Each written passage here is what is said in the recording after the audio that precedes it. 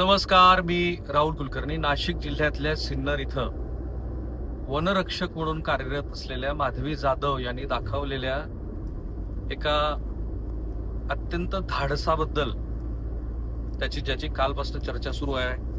कालही मी त्याच्याबद्दलचा एक सविस्तर असा विश्लेषणात्मक व्हिडिओ बनवला की भारतीय जनता पार्टीला संविधान आणि डॉक्टर बाबासाहेब आंबेडकर यांच्या संदर्भातला कोणताही उल्लेख आला की कसे अडचणीचे मुद्दे ठरतात. राजकीय दृष्ट्या पण 2024च्या लोकसभा निवडणुकीमध्ये संविधान बदलाची भाषा म्हणजे 400 पारचा नारा आणि मग असं पाशवी बहुमत मिळालं की संविधान बदललंच जाईल, हे जे नॅरेटिव्ह होतं ते भाजपच्या विरोधामध्ये गेलं. ते खरं खोटं ह्याबद्दल पंतप्रधानांनी स्वतः खुलासा केलाय.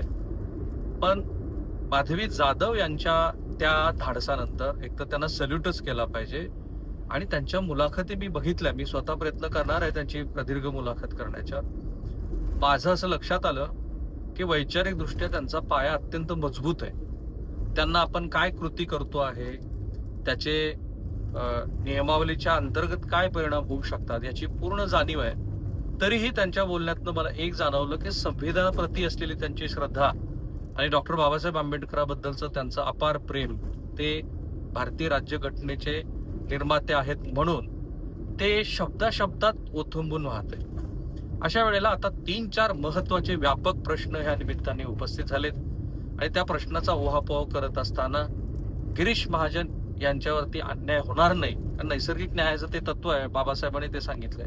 म्हणून गिरीश महाजनांची ह्या संदर्भातली काय भूमिका आहे ते आधी मी स्पष्ट करतो. गिरीश महाजन यांनी सांगितलं की गेली 40 वर्ष मी डॉक्टर बाबासाहेब आंबेडकरांची जयंती, अण्णाभाऊ साठेंची जयंती आणि त्यांच्याबद्दलचा अपार भाव दाखवण्याची कोणतीही कृती करण्यामध्ये मी चुकलेलो नाही. मी पहिल्यापासून ते शेवटपर्यंत त्यांच्या जयंती उत्सवामध्ये, सार्वजनिक सोहळ्यामध्ये सहभागी असतो. माझ्या जिल्ह्यातल्या कोणत्याही लोकांना तुम्ही विचारा की असं होतं की नाही. अर्थात ह्या त्यांच्या बोलण्याबद्दल माधवी जाधव, प्रकाश आंबेडकर आणि आंबेडकरवादी मंडळींचं काय म्हणणं आहे आणि महत्वाचं म्हणजे कायदा काय सांगतो की इथे अट्रॉसिटीचा कायदा लागू होतो की नाही तेही मला सांगायचं आहे. पण पुढं महाजन असं म्हणाले की छत्रपती शिवाजी महाराजांचा पुतळा आणि डॉक्टर बाबासाहेबांचा भव्यदिव्य पुतळा हा मी तिथे उभा केला माझ्या जिल्ह्यामध्ये सामाजिक समतेसाठी, समरसतेसाठी हा शब्द होता त्यांचा. मी दीर्घकाळ सातत्यानं काम करत आलेलो आहे. त्यांना समहाऊ असं वाटतं आहे की याच्या मागे काहीतरी राजकारण आहे. जे लोक आंदोलन करतायत ते असंही म्हणाले की माझी ह्या निमित्ताने माझ्या राजीनाम्याची मागणी ही अनाकलनीय आहे. आणि त्याबरोबरच त्यांनी जाधव यांच्याबद्दल कुठेही अनुचित शब्द काढलेला नाही. झाल्या प्रकाराबद्दल त्यांनी दिलगिरी व्यक्त केलेली आहे. आता खरं तर दिलगिरी ह्या शब्दापासून सुरुवात होते की माधवी जाधव यांना ते अजिबात मान्य नाही.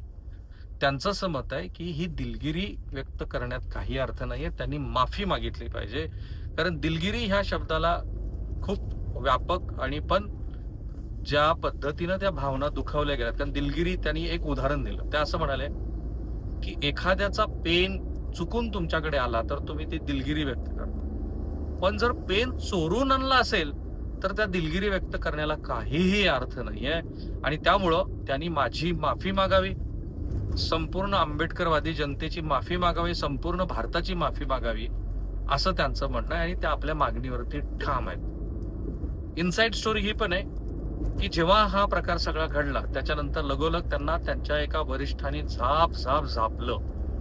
आता ते वरिष्ठ कोण होते, त्यांच्या झापण्याचं कारण काय होतं, मतितार्थ काय होता, आपल्या विभागाची बदनामी झाली म्हणून त्यांनी ते झापलं का.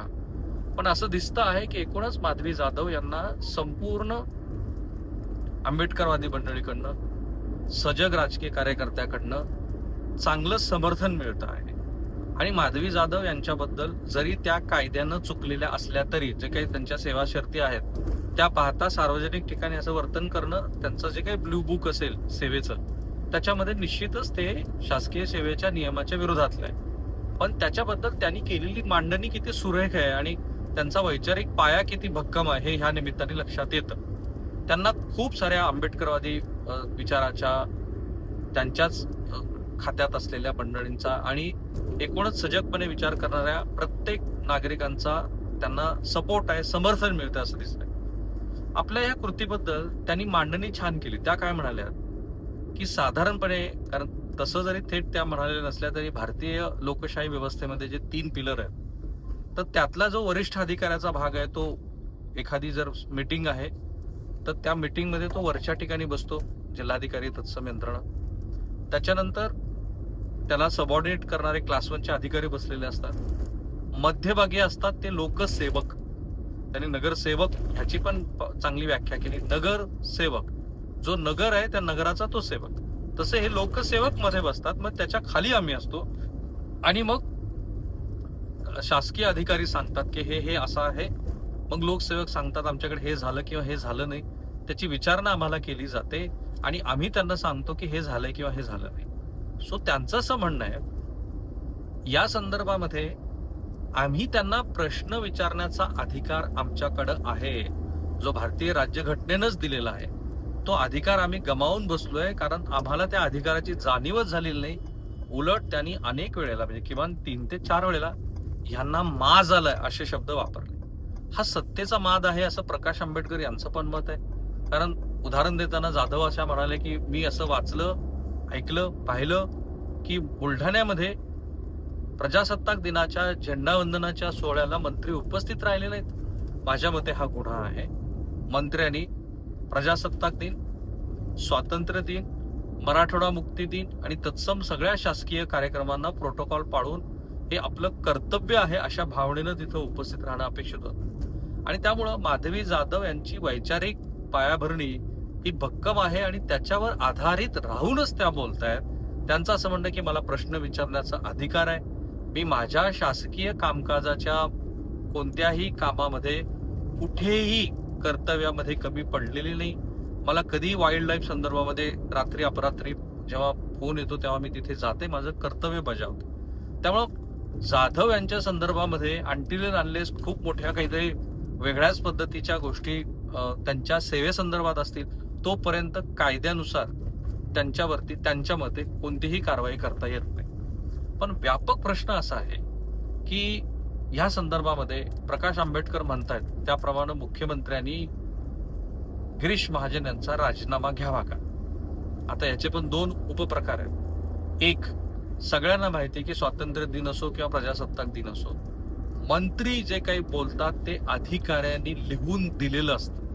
अर्थात स्वतःचा सत्सद विवेक बुद्धी, वाचन, तुमचं कॉन्शियसनेस, तुम्ही किती सजग आहात, हे ह्या आत्ताच्या इतक्या लोकांचं पूर्ण लक्ष असलेल्या काळामध्ये सुद्धा तुम्हाला ते अधिक जागृतपणे बघायला हवं. त्यामुळं गिरीश महाजन यांचं चुकलंय का, तर डॉक्टर बाबासाहेब आंबेडकरांचं नाव न घेणं ही त्यांची चूक आहे. पण जशी प्रकाश आंबेडकरांनी भूमिका मांडली की हे अनावधानं झालं आहे का, ते खरोखरच जे लिहून दिलं होतं त्याच्यामध्येच बाबासाहेबांचं नाव नव्हतं किंवा त्यांच्यात वाचनात ते आलं नाही, याचा खुलासा गिरीश महाजन यांनी करायला हवा. आणि खरं म्हणजे ते जे भाषण आहे गिरीश महाजनांचं ते सार्वजनिक करायला हवं. आता दुसरा जो उपप्रश्न आहे तो गिरीश महाजन यांच्यावरती जसं म्हटलं जात आहे की राजीनामा त्यांचा घ्यावा. माझ्या मते अशा मुद्द्यावरून राजीनामा घेतला जाणार नाही. एक नॅरेटिव्ह आहे जे गिरीश महाजनांना पुढेही अडचणीचं होईल. भाजपलाही अशा पद्धतीचे प्रश्न विचारले जातील, अधूनमधून ते विचारले जातात. पण प्रश्न आहे तो गिरीश महाजन यांच्यावरती अॅट्रॉसिटीचा गुन्हा दाखल होतो का? मी जेवढा कायदा आता जाणतो आणि मी अनेक कायदेतज्ञांची ह्याच्या आधी पण अॅट्रॉसिटीवरती आपण खूप काम केलं, माझ्या मते असा गुन्हा दाखल होत नाही. अॅट्रॉसिटीचा गुन्हा हा केवळ जातीवाचक तुम्ही एखाद्या व्यक्तीबद्दल बोललात, तसं वर्तन केलं तर तो अॅट्रॉसिटीचा गुन्हा दाखल होतो. पण पुढे प्रकाश आंबेडकरांचं असं म्हणणं आहे की अॅट्रॉसिटीचा गुन्हा जरी दाखल होत नसला तरी IPC अंतर्गत जे मंत्र्यांना नेमून दिलेलं काम आहे त्याच्यामध्ये ते कमी पडले म्हणून गुन्हा दाखल होऊ शकतो आणि तसा ते गुन्हा दाखल करणार आहेत. म्हणून मी म्हटलं की एक छोटीशी चिंगारी, कारण जाधव यांच्या बोलण्यातली एक जी गोष्ट मला खूप भावली, त्या असं म्हणाल्या की मला ह्या परिणामाची बिलकुल पर्वा नाहीये. त्या काल भावनेच्या भरात बोलल्या, थोड्याशा त्यांचं भावनेचा उमाळा होता म्हणून मला असं वाटलं की तो एक विशिष्ट मानसिकतेमध्ये घडलेला प्रकार आहे. पण नाही, आज माध्यमांना त्यांनी पुढे येऊन ज्या मुलाखती दिल्या त्याच्यात त्यांनी सांगितलं की कोणत्याही परिणामाला सामोरे जाण्याची त्यांची तयारी आहे. पुढं त्या असं म्हणाल्या की माझ्याकडं मला दिलेलं शरीर आहे, त्या शरीराचा वापर करून मी माझं उर्वरित आयुष्य जगू शकते. 2011 साली ते आल्यात म्हणजे ना त्यांना पेन्शन लागू आहे, ना त्या आर्थिकदृष्ट्या सेवेत असताना स्थिरावर झालेले आहेत. तरी सुद्धा त्यांनी हे जे धाडस दाखवलं, त्याला त्यांच्याच भाषेमध्ये त्या असं म्हणतात की डर के आगे जीत है. म्हणजे त्यांनी ह्या सगळ्या भीतीवरती मात केलेली आहे आणि त्या पुढं निघून गेलेल्या आहेत आणि त्यांच्या पुढं निघून जाण्यामागची प्रेरणा डॉक्टर बाबासाहेब आंबेडकर आहेत असं त्यांचं मत आहे. सो थांबूया आपण इथे. मी हे सगळं प्रकरण हे मुळापासून महाराष्ट्राला समजावून सांगतोच आहे. आताही ते सांगितलं आणि यातल्या प्रत्येक छोट्या मोठ्या घडामोडी त्या महाराष्ट्रानं समजून घ्यायला हव्यात. कारण सध्या एकच चर्चा देशभरात आहे जी विरोधी पक्ष करतोय आणि त्याला काउंटर करण्यामध्ये भाजप पण प्रयत्न करत आहे आणि ती आहे की ह्या देशातली भारतीय राज्यघटना जी लिखित स्वरूपातली आहे ती केवळ बदलण्याचाच नव्हे तर तिचं समूळ उच्चाटन करण्याचा प्रयत्न सध्याचे सत्ताधारी करतायत. भाजप मात्र असं म्हणत आहे की असा आमचा कोणताही हेतू नाही. त्यामुळे हे अधूनमधून असे जे प्रसंग घडत आहेत त्याचं खरोखर अत्यंत डोळसपणे विश्लेषण करणं गरजेचं आहे, जे मी केलं. आणि मला आनंद आहे की कालही तुम्ही लाखोच्या संख्येनं हे पाहिलंय, आजही तुम्ही पाहाल. पण हे घरोघरी जाऊ द्या. त्यातले प्रत्येक कोण मी तुम्हाला समजावून सांगितलेत आणि मी म्हणालो जर जाधव तयार झाल्या तर मी तुम्हाला त्यांची प्रदीर्घ मुलाखत सुद्धा करून महाराष्ट्रासमोर ती मांडेल. थँक्यू.